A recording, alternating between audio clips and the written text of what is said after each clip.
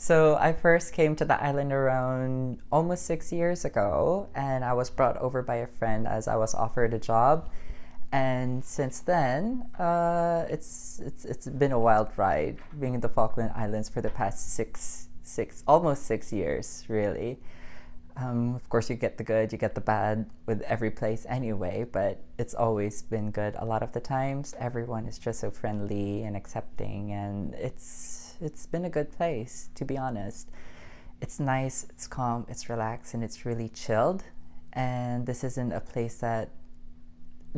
something like you get in the Philippines, or even if you go on holiday in the UK, like the hustle and the bustle of the city.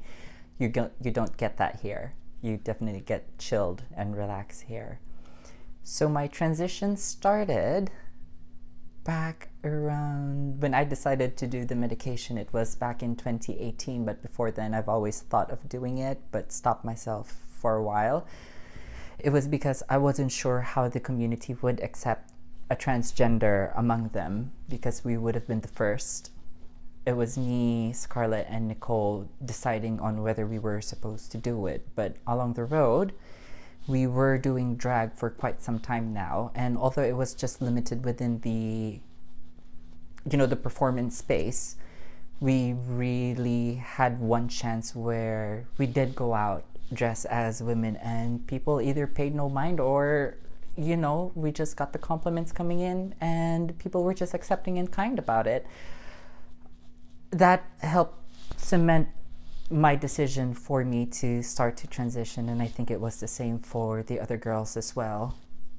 When we asked the hospital if they were willing to help us out with the medication that we needed, they were more than happy to support us. Of course, they did look into it, figuring out the pros and the cons to everything, but they've been more than supportive in helping us out with the transition and everything, like medicine wise. And ever since then, since 2018, we've been getting help from government, hospital when it comes to the medication. Back in 2020, I decided to go ahead and get my operations done.